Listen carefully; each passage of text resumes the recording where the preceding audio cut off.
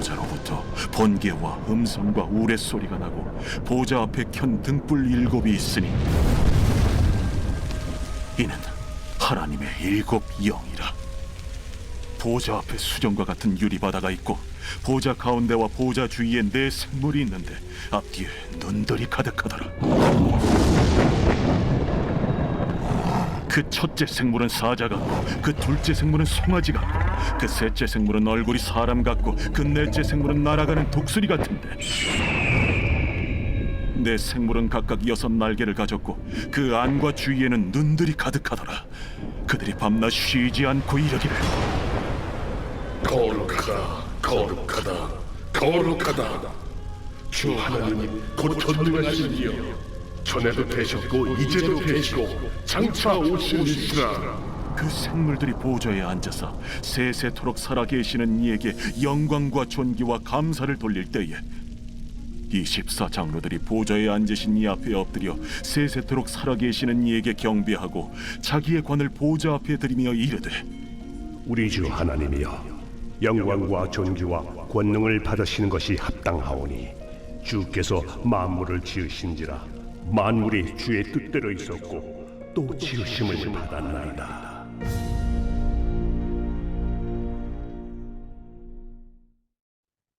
우리 사랑하는 브릿지 가족 여러분, 우리 11월 27일 수요일, 오늘 복되고 아름다운 날을 하나님이 허락해 주셨는데요. 오늘 하루도 주님 보시기에 아름다운 믿음의 열매들을 주님께 올려드리는 그런 복된 하루가 되시기를 주님의 이름으로 축복합니다. 오늘 우리가 함께 다루게 될 요한계시록 4장 5절부터 11절까지의 말씀은 어제에 이어서 말씀과 함께 연관이 좀 있게 되는데요. 혹시 여러분 기억하시는지 모르겠습니다. 저희가 요한계시록 말씀을 함께 나누면서 전체적인 각 장마다의 어떤 주제들을 여러분들에게 말씀드린 적이 있었는데요. 혹시 기억하실 분들도 계시고 또 기억이 잘 나지 않는 분들도 계실 텐데 다시 한번 잠깐 리뷰를 좀 해드리면, 여러분 요한계시록 1장은 바로 서론에 대한 부분이고, 그리고 2장과 3장은 우리가 지난번에 함께 나누었던 소아시아의 7 교회에 관련된 내용입니다. 그리고 4장과 5장은 하늘나라의 예배, 바로 천상의 예배죠. 그래서 2장과 3장에서 소아시아의 7 교회가 지상에서 어떤 환난과 또 핍박을 받고 있는 상황 속에서 동시다발적으로 4장과 5장에서는 하늘의 예배, 천상의 예배가 진행되어지고 있다라고 하는 것이죠. 자, 그리고 6장부터 16장까지가 가장 난해한 부분 중에 한 부분인 바로 7인, 7나팔, 7표적, 7대접에 대한 이야기가 사이클로 돌아가게 되고요. 그리고 17장, 18장이 이제 바벨론의 멸망을 얘기하고, 그리고 19장, 20장이 예수 그리스도의 온전한 승리, 그리고 21장, 22장이 바로 새 하늘과 새 땅, 바로 새 예루살렘을 우리에게 소개하고 있는 내용입니다. 자, 오늘 우리가 함께 다룰 5절부터 11절까지는 어제 말씀과 좀 함께 좀 왔다 갔다 하면서 제가 말씀을 좀 함께 나누려고 하는데요. 자, 다시 한번 우리 4장 1절 말씀을 좀 한번 보시면서 우리가 오늘 좀 생각해야 될 굉장히 중요한 한 가지 주제가 있습니다. 그게 뭐냐면 바로 24 장로라고 하는 개념이에요. 자, 구약 성경뿐만 아니라 이 24라고 하는 이 숫자는 굉장히 우리에게 중요한 의미를 가져다 주는데, 자, 도대체 요한계시록에서 말하고 있는 이 24 장로는 도대체 누구를 의미하는 거고 무엇을 우리에게 말하고자 하는 것인지 오늘 말씀을 통해서 조금 한번 더 생각을 해보려고 합니다. 자, 먼저 4장 1절의 말씀에 보면 이 일 후에 내가 보니 하늘에 열린 문이 있는데 내가 들은 바 처음에 내게 말하던 나팔소리 같은 그 음성이 이르되 이리로 올라오라. 이후에 마땅히 일어날 일들을 내가 내게 보이리라 하시더라 라는 겁니다. 그러니까 반드시 일어날 일들을 이제는 사도 요한에게 보여주시는 것이죠. 이제 반모섬에 유배되어 있었던 사도 요한이 이제는 성령의 감동에 의해서 몸과 생각은 이 땅에 있지만 이제는 영적인 눈이 열리고, 그리고 하나님 나라의 관점의 해석을 가지고 이제는 하나님께서 보여주신 것들을 바라보게 되고, 그것을 글로 기록해서 이제 요한계시록을 작성하게 되는데, 자, 1절 말씀에 보면 하나님께서 당시에 1세기 그리스도인들 고난 가운데 있었던, 그리고 인간의 힘으로는 도저히 통제할 수 없는 그런 극한의 고난과 어려움에 있었던 이 사도 요한과 또 교회에게 하신 말씀입니다. 뭐라고 말씀하셨냐면 이리로 오라는 거죠. 이리로 오면 반드시 이루어질 것을 내가 너에게 보여줄 것이다 라고 말합니다. 자, 그러면서 이들에게 제일 먼저 보여준 것이 뭐냐면 바로 2절의 말씀입니다. 2절의 말씀, 내가 곧 성령에 감동되었더니 보라 하늘에 보좌를 베풀었고 그 보좌 위에 앉으신 이가 있는데 라는 거죠. 자, 그러니까 온 하늘을 보좌 삼아 계시는 하나님 자신을 하나님께서 제일 먼저 보여주신 겁니다. 자, 왜 그랬을까요? 왜 하나님께서는 다른 어떠한 것보다 온 하늘의 보좌를 베풀고 그 보좌 위에 앉으신 이 바로 그 예수 그리스도 만왕의 왕이 되시는 그분을 제일 먼저 사도 요한으로 하여금 보게 하신 이유가 뭐겠느냐라는 거죠. 사랑하는 여러분, 우리가 신앙생활을 하면서 영적 침체를 경험할 때가 있습니다. 그런데 이 영적 침체를 우리가 믿음으로 벗어날 수 있는 유일한 이유는 바로 하나님 자신을 바라보는 거죠. 오늘날 많은 성도들이 영적 침체를 경험하게 될 때 그 영적 침체를 벗어나기 위해서 나름대로 노력을 하는데 뭐 여기저기 유튜브를 보고 강의를 들으면서 나름대로 그 안에서 도움을 좀 받고 내가 이 영적 침체로부터 해결하고 좀 빠져나오려고 하는 간간의 노력을 하게 되는데 아닙니다, 여러분. 우리가 영적 침체를 경험하게 될 때 여러분 가장 먼저 해야 될 것은 바로 온 하늘의 보좌를 베풀고 그 보좌에 앉으신 하나님을 바라보는 거죠. 하나님을 바라볼 수 있는 믿음의 눈을 뜨게 해달라고 말씀을 통해서 하나님이 어떤 존재인지를 다시 한번 내 가슴 깊이 깨닫게 되어지는 은혜를 부어달라고 그 하나님을 바라보는 것이 바로 영적 침체를 벗어나는 첫 번째 바로 단추 아니겠습니까? 마찬가지입니다. 지금 이 지상에서는요, 끊임없는 이 환난과 핍박과 고난이 이어지고 있습니다. 그러니까 1세기 그리스도인들의 눈에는 지금 핍박 속에 거하고 있으면서 이들의 눈에는 보여지는 것이 도미티안밖에 없어요. 로마의 군인들의 날카로운 칼끝밖에 보이지 않습니다. 그러니까 로마의 군대가 너무나 강력하고 도미티안이라고는 황제가 너무나 무섭고 위험스러운 존재, 그것밖에 안 보이는 겁니다. 자, 그러면서 아무것도 못하는 거죠. 두려움에 움츠려 있는 이들, 정말로 공포 속에 잠들어 있는 이들에게 오늘 사도 요한이 제일 먼저 바라보게 하신 것이 뭐냐면 눈을 들어 나를 보라는 거예요. 나를 보라는 겁니다. 하나님의 아들, 만왕의 왕이 되신 예수 그리스도, 하늘을 보좌 삼고 앉아 계시는 그 예수를 바라보라는 거죠. 자, 그것이 사도 요한에게 보여주시는 첫 번째 장면이었는데요. 그것이 사도 요한에게 보여주시고자 하는 것뿐만 아니라 지금 현재 로마 군대만 보이고 그 강력한 칼끝만 보이고 도미티안의 그 두려움만 보이고 있는 초기 그리스도인들에게 바로 온 하늘을 보좌로 삼고 계시는 예수 그리스도를 바라보라 라고 하는 것입니다. 여러분 상상해 보세요. 천장이 없습니다. 온 하늘을 보좌 삼아 앉아 계신 그 높고 위대하신 하나님을 바로 그들의 고난과 핍박과 환난 속에서 보여주시는 거죠. 자, 그렇게 그 하나님이 보여지게 될 때 비로소 그 하나님의 발 아래에 도미티안 황제가 버리고 로마 제국이 보이는 겁니다. 여러분 그렇지 않습니까? 우리가 영적 침체에 빠져들어가게 될 때 문제에 집중하고 문제만 바라보면 하나님이 너무나 작게 보여요. 그러나 모든 만물이 하나님의 발 아래에 있다고 성경은 우리에게 고백합니다. 이사야 40장 12절에서 15절의 말씀에 보면 누가 손바닥으로 바닷물을 헤아렸으며 여러분 뼘으로 하늘을 쟀으며 땅에 티끌을 되어 담아 보았으며 접시 저울로 산들을 막대 저울로 언덕들을 달아 보았으랴. 누가 여호와의 영을 지도하였으며 그의 모사가 되어 그를 가르쳤으랴. 그가 누구와 더불어 의논하였으며 그가 누구를 교훈하였으며 그에게 정의의 길로 가르쳤으며 지식을 가르쳤으며 통달의 도를 보여주었느냐. 보라, 그에게는 열방이 통의 한 방울 물과 같고 저울의 작은 티끌 같으며 섬들은 떠오르는 먼지 같으리니 라고 고백합니다. 그러니까 하나님에게는 모든 민족과 열방이 물 한 방울밖에 되지 않는다는 거예요. 그러니까 누구를 두려워할 것인가? 누구를 선택할 것인가? 모든 민족과 열방이 나를 조여와도 그 열방은 하나님의 발 아래에 있는 존재들이다 라고 하는 것을 오늘 하나님께서 사도 요한에게 먼저 보여주시고 그것이 바로 고난과 핍박 속에 있는 1세기 그리스도인들에게 가장 먼저 바라봐야 할 대상을 다시 한번 고백하고 있는 것이죠.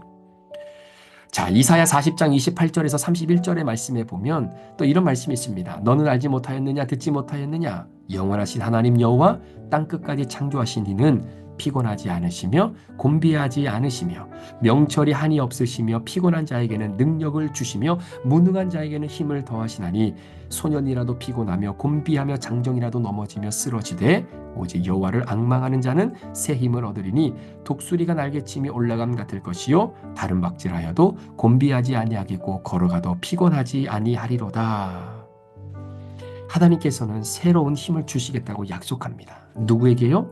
여호와를 앙망하는 사람에게 새 힘을 주시는 겁니다.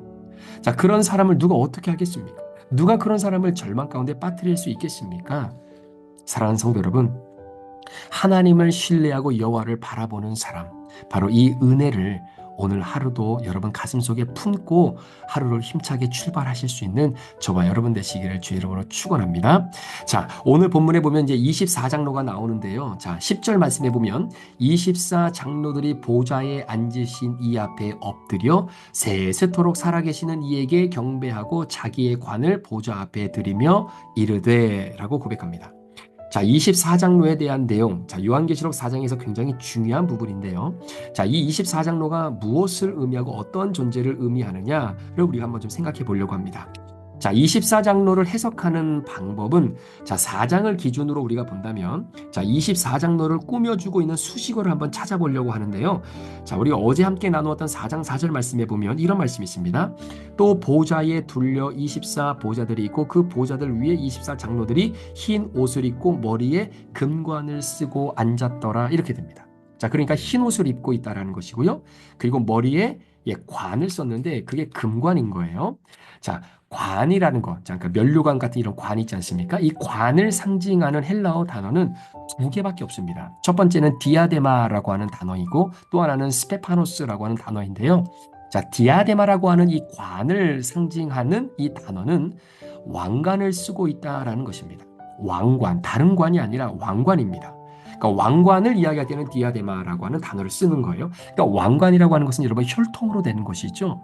그러니까 내가 쓰고 싶다고 해서 쓰는 것이 아니라 특별히 당시에는 혈통으로 왕권이 이어지고 있기 때문에 만약에 24장로가 왕권을 상징하는 이 왕관을 쓰고 있었다, 이 디아데마라고 하는 단어를 썼다면 당연히 24장로는 예수님을 의미하는 것일 겁니다. 자, 두 번째 단어는 스테파노스라고 하는 단어인데 이 스테파노스라고 하는 단어는 월계관을 의미해요. 자, 이 월계관은 누가 쓰는 거냐면 어떤 경기에서 이긴 사람이 그 보상으로 주어지는 것, 이것이 바로 월계관인 겁니다. 우리가 예전에 아테네 올림픽 같은 데도 보면은 이렇게 금메달, 은메달, 동메달을 따는 분들에게 이렇게 월계관을 씌워주잖아요. 그러니까 이 경기에서 이긴 사람들에게 보상으로 주는 그 월계관이 스테파노스라는 겁니다. 자, 그런데 24장로들이 관을 쓰고 있다고 했어요. 자, 그러면 이 관은 디아데마, 왕관을 의미하는 것이냐 아니면 스테파노스, 월계관을 의미하는 것이냐, 이 둘 중에 하나라는 겁니다. 자, 스테파노스라고 하는 이 월계관이라고 하는 이 단어가 쓰이는 이 디모데후서 4장의 말씀을 한 번 더 제가 읽어드릴게요. 자, 전제와 같이 내가 벌써 부어지고 나의 떠날 시각이 가까웠도다. 나는 선한 싸움을 싸우고 나의 달려갈 길을 마치고 믿음을 지켰으니 이제 후로는 나를 위하여 의의 면류관이 예비되었으므로 주 곧 의로우신 재판장이 그날에 내게 주실 것이며 내게만 아니라 주의 나타나심을 사모하는 모든 자에게도니라 라고 말씀합니다. 자, 그러니까 이 스테파노스라고 하는 이 단어는 누구에게 쓰이는 거냐면 선한 싸움을 싸운 사람, 믿음을 지킨 사람, 달려갈 길을 다 달려간 사람, 예수님의 오심을 기다리는 모든 사람들에게 주어지는 것이 바로 월계관, 이 스테파노스라는 단어이고 이 스테파노스라고 하는 단어가 바로 요한계시록 4장에 기록되어 있는 이 24장로들이 쓴 관을 의미한다는 거죠. 그래서 요한계시록 4장 4절에 이 금관, 이 24장로들이 쓰고 있는 이 관은 바로 디아데마, 왕관이라고 하는 단어가 쓰인 것이 아니라 월계관을 의미하는 스테파노스라고 하는 단어가 쓰였다라는 것입니다. 그러니까 야고보서의 말씀에도 시험을 참는 자는 복이 있다 그랬고요. 시련을 견디어낸 자가 주께서 사랑하는 자들에게 약속하신 생명의 면류관을 주겠다 할 때 이 면류관도 바로 스테파노스, 월계관, 그러니까 시험을 참아낸 사람, 통과한 사람에게 주어진 것이 바로 이 월계관 스테파노스라는 것입니다. 자, 그렇다면 본문으로 돌아가서 자, 요한계시록 4장에 보면 24장로들이 쓰고 있는 이 관이 뭐냐면 바로 스테파노스입니다. 스테파노스. 그러니까 선한 싸움을 싸운 사람들, 믿음을 지킨 사람들, 달려갈 길을 달려간 사람들, 예수님의 오심을 기다리는 사람들, 시험을 참아내고 통과한 사람들, 이게 바로 24장로들이라는 거죠. 자, 그렇다면 이것을 근거로 24장로들이 쓰고 있는 월계관을 쓰고 있는 이들은 누구인가? 여러분, 장로님들입니까? 24장로라고 해서 그 장로 직분만 갖고 있는 사람들이 그 관을 쓰고 그곳에 있는 것이 아니죠. 자, 무엇을 의미하고 상징하는 겁니까? 바로 믿음을 지켜낸 성도들을 이야기하는 거예요. 바로 여러분들을 이야기하는 겁니다. 바로 우리를 이야기하는 겁니다. 우리가 바로 24장로라고 하는 사실입니다. 자, 그러면 또 한 가지 특징이 있어요. 자, 24장로들은 금관을 쓰고 있는데 그 관은 스테파노스, 월계관, 믿음을 지키는 사람들, 바로 여러분들을 이야기하는 거죠. 자, 또 한 가지. 자, 24장로들을 수식하는 것 중에 하나가 뭐냐면 흰 옷을 입고 있다는 거예요. 자, 이것이 무엇을 의미하는 것일까요? 자, 요한계시록은 참 감사하게도 우리가 어떠한 상징을 해석할 때 본문이 그 부분을 알아서 상징을 해석해 주는 내용들이 굉장히 많아요. 이 대표적인 것이 바로 이 부분입니다. 자, 예를 들어서 요한계시록 7장 13절 14절의 말씀에 보면요, 이런 말씀이 있어요. 장로 중 하나가 응답하여 나에게 이르되 이 흰옷 입은 자들이 누구며, 그러니까 24장로를 이야기하겠죠. 또 어디서 왔으며 내가 말하기를 내 주여 당신이 아시나이다 하니 그가 나에게 이르되 이는 큰 환난에서 나오는 자들인데 어린 양의 피에 그 옷을 씻어 희게 하였느니라, 이렇게 기록합니다. 자, 그러므로 흰옷이라고 하는 것은 문자 그대로 흰옷을 입고 있는 사람들이 아니라 자기의 옷을 어린 양의 피에 씻어서 희게 되어진 사람들이라는 거죠. 여러분, 예를 들어서 피로 옷을 씻으면 그 옷이 희어집니까? 자, 아니죠. 그러니까 문자적으로 해석하면 안 되는 거예요. 이건 하나의 상징입니다. 결국 자기의 옷을 벗어서 예수 그리스도 어린 양의 피로 깨끗이 씻김을 받은 사람들, 큰 환난에서 나온 사람들 이라는 것이죠. 자, 그러므로 여기까지 우리가 정리를 해 본다면 24장로들은 바로 예수 그리스도를 믿고 따르는 성도들입니다.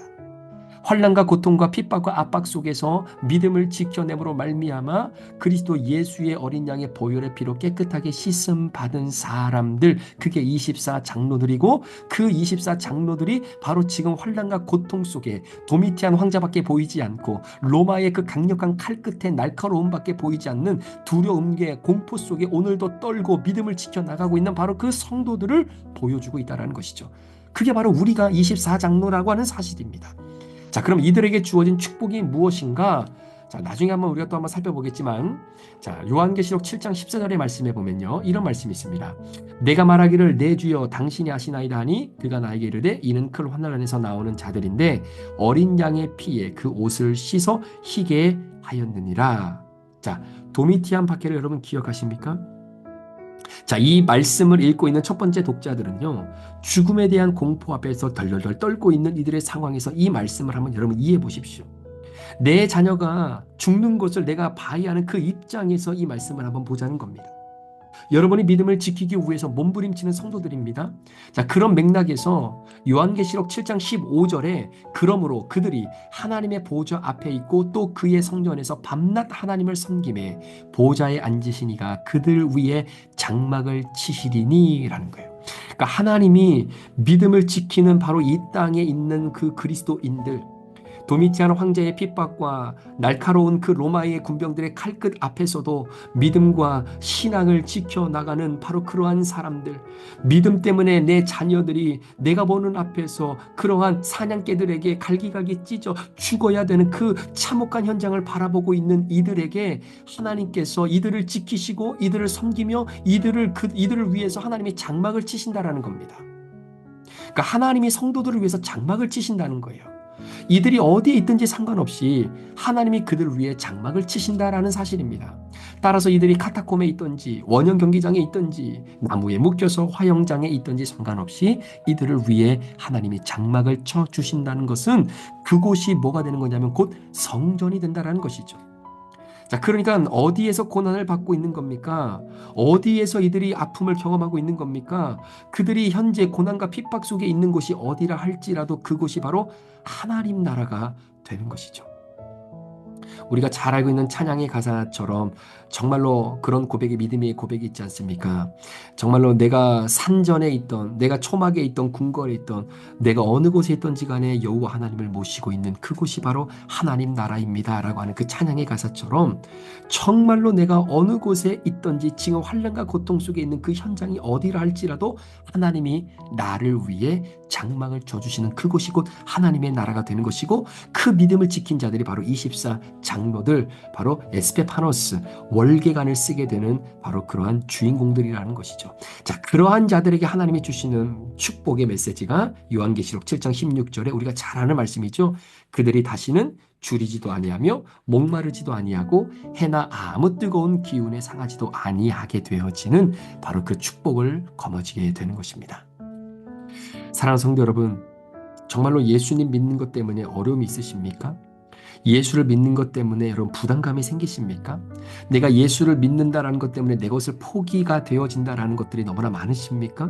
내가 예수를 믿는 것 때문에 정말로 내가 소중하게 여기고 내가 가지고 싶었던 것들도 포기를 해야 되는 부분들이 생기십니까?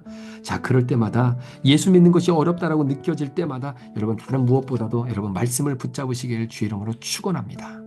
하나님께서 그 어린 양 되신 우리 목자 되시는 그분께서 정말로 이 고난과 힘든 역경들을 믿음으로 버텨내고 지켜낸 그들의 눈에서 흘리는 눈물을 우리 주님이 다 깨끗하게 씻어주실 것이다라는 거예요. 여러분, 그게만 인생 끝나는 것 아니겠습니까? 고난과 절망, 죄와의 처절한 싸움, 이해할 수 없는 내 인생에서 찾아오는 고난들, 예수님이 친히 내 눈에서 눈물을 닦아주시면 끝난 것 아니냐라는 것이요. 여러분, 이것을 기대하며 1세기 그리스도인들은 버텨낸 겁니다. 이것을 기대하며, 그러니까 2장과 3장, 4장과 5장이 여러분 이 동시다발적으로 이루어지는 거라고 했잖아요. 그러니까 내가 화영장에서 이제는 목숨을 잃어버려야 되는 바로 그 순간 하늘의 문이 열리고 하늘을 바라보는 내 영적인 눈이 열리면서 지금 이 4장과 5장의 천상의 아름다운 모습을 보면서 이 환난과 고통을 이겨내고 버텨내는 거예요. 주님이 내 눈물을 닦아 주신다라고 하는 믿음을 가지고 이 섭섭함에 이 아픈 신앙들을 이겨내고 버텨내고 있는 것입니다. 이걸 기대하며 싸우는 거예요. 사랑하는 성도 여러분, 하나님이 우리의 목자가 되어주시는 겁니다. 하나님이 저와 여러분의 목자가 되어주시는데 무엇이 무섭고 무엇이 섭섭하겠습니까? 자, 오늘날 한국은 집집마다 외양간이 옛날에 있었잖아요. 그러니까 그 외양간, 내가 가지고 있는 이런 그 동물들을 키우는 외양간이 각각의 집마다 있었습니다. 그런데 이스라엘은 일반적으로 마을에 공동 우리를 만들어 놓고 그 마을에 있는 양이나 소나 염소를 거기서 키우는 거예요. 그러니까 마을 사람들 각자의 이 양들과 소 뭐 이런 것들이 있겠죠. 그러니까 내가 키울 수가 없으니까 우리 마을 사람들의 것을 위탁받아서 키워주는 그런 목동을 이제 뽑게 되는 겁니다. 그러니까 지원자들이 있겠죠. 그러면 그 마을 사람들이 쭉 앉아서 목동을 이제 선출을 하게 되는 겁니다. 그러니까 잘 선출해야죠. 왜냐하면 자신의 양과 자신의 소나 뭐 이런 것들을 관리를 해줘야 되는 사람들이니까. 자, 이때 이때 마을의 주인들이 제일 먼저 지원자를 뽑을 때 보는 것이 뭐냐면 얼마나 키가 크고 얼굴이 잘생겼느냐 이걸 보는 것이 아니라 우통을 벗어보라고 그래요. 웃옷을 벗어보라고 해요. 그래서 웃옷을 벗어보고 나서 딱 한 가지만 봅니다. 뭘 보냐면 바로 그 몸에 상처가 있는가를 보는 거예요. 자, 상처가 없다면 맹수가 왔을 때 상처가 있다는 것은 맹수와 싸웠다는 이야기고, 상처가 아예 없다라는 것은 맹수와 함께 싸워본 경험이 없는 그런 목동이라는 겁니다. 아니, 그런 목동에게 어떻게 정말 우리의 생명과도 같은 내 양을 맡기겠습니까? 우리 사랑하는 여러분, 우리 구주 예수 그리스도에게는 상처가 많아요. 손에도 있고 이마에도 있고 몸에도 있고 옆구리에도 있고, 그 모든 상처는 선한 목자 되신 그분께서 자기 양을 지키기 위해 목숨을 버렸기 때문입니다. 그러니까 그분에게는 내 삶을 맡겨도 되는 거죠. 여러분, 두려워하지 마십시오. 어떤 사람도 예수님의 목자임을 믿는 사람을 좌지우지하지 못합니다. 우리가 잘 아는 시편 23편의 내용 있잖아요. 여호와는 나의 목자시니 내게 부족함이 없으리로다. 그가 나를 푸른 풀밭에 누이시며 쉴만한 물가로 인도하시는도다. 내 영혼을 소생시키시고 자기 이름을 위하여 의의 길로 인도하시는도다. 내가 사망의 음침한 골짜기로 다닐지라도 해를 두려워하지 않을 것은 주께서 나와 함께 하심이라. 주의 지팡이와 막대기가 나를 안위하시나이다. 주께서 내 원수의 목전에서 내게 상을 차려주시고 기름으로 내 머리에 부으셨으니 내 잔이 넘치나이다.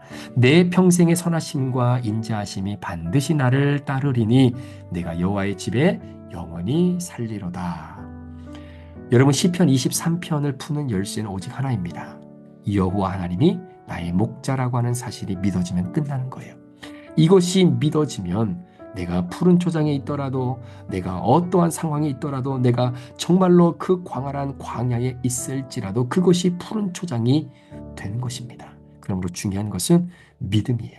이 믿음이 저와 여러분의 삶을 오늘도 풍성하게 하는 줄 믿습니다. 우리 사랑하는 우리 브리치 가족 여러분, 오늘 바로 이 24장로들이 결국은 바로 믿음을 지키고 끝까지 주님을 버리지 않고 나아갔던 바로 소중한 하나님의 사람들, 자, 그 주인공들이 바로 여러분들이 되기를 소망하고, 이 성화의 과정을 통해서 하나님이 허락하시는 이 아름다운 믿음의 열매들, 바로 이 아름다운 월계관, 바로 이 월계관을 하나님으로부터 부여받아서 잘했다라고 우리 눈물을 닦아주시는 바로 그 은혜를 훗날 우리가 믿음으로 함께 경험하면서 오늘을 살아갈 수 있는 저와 여러분 되시기를 우리 구주 예수 그리스도의 이름으로 축원합니다. 기도하시겠습니다.